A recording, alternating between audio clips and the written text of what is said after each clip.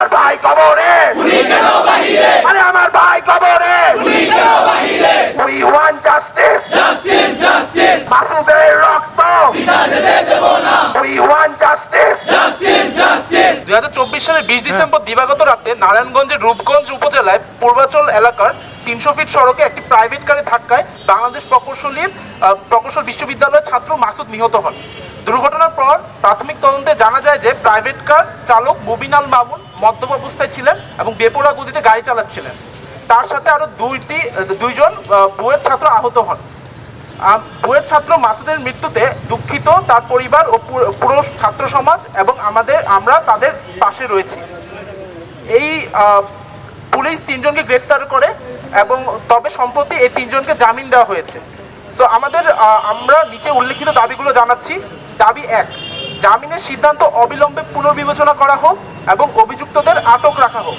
দাবি 2, দুর্ঘটনার সাথে জড়িত সকল পক্ষের বিরুদ্ধে পূর্ণ আইনি ব্যবস্থা নেওয়া হোক এবং সর্বোচ্চ শাস্তি নিশ্চিত করা হোক। দাবি 3, অভিযুক্তদের যেন বিদেশে পালিয়ে যেতে না তার জন্য কঠোর ব্যবস্থা নেওয়া হোক এবং বিদেশ যাত্রার উপর নিষেধ করা হোক। এটা অত্যন্ত জরুরি কারণ এর আগেও ফৌজদারি মামলার আসামিরা দেশে থাকা অবস্থায় জামিন পেয়ে পরবর্তীতে বিদেশে পালিয়ে গেছে এবং আমরা এমন পরিস্থিতি আর দেখতে চাই না। দাবি 4, যেহেতু অভিযুক্তের বাবা ব্রিগেডিয়ার জেনারেল আব্দুল্লাহ আল মামুন, তাই তিনি যেন তার ক্ষমতার প্রভাব ব্যবহার করে আইনের অপব্যবহার না সে ব্যাপারে সংশ্লিষ্ট কর্তৃপক্ষকে সতর্ক থাকতে হবে এবং তদন্তে কোনো বাধা সৃষ্টি না হয় তা নিশ্চিত করতে হবে। দাবি 5, এই মামলায় পুলিশ বেশিরভাগ ক্ষেত্রে অবহেলা প্রদর্শন করেছে বলে আমরা মনে করি। পুলিশি দায়িত্বহীনতা এবং তদন্তের গাফিলতি বিষয়ে জবাবদিহি করা উচিত।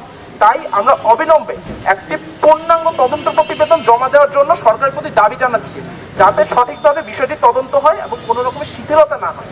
দাবি 6, এছাড়া এই ঘটনার প্রকৃতি ও হত্যাকাণ্ডের ভয়াবহতা বিবেচনায় আমরা মনে করি এই মামলাটি ধারা 302 হত্যাকাণ্ড হিসাবে নেওয়া উচিত, কারণ এটি একটি স্পষ্টভাবে পরিকল্পিত এবং নৃশংস হত্যাকাণ্ড, কোনোভাবে এটি দুর্ঘটনা হিসেবে গণ্য হতে পারে না এবং আমরা নিশ্চিত চাই যে এটি সঠিকভাবে হত্যাকাণ্ড হিসেবে দায়ের হবে।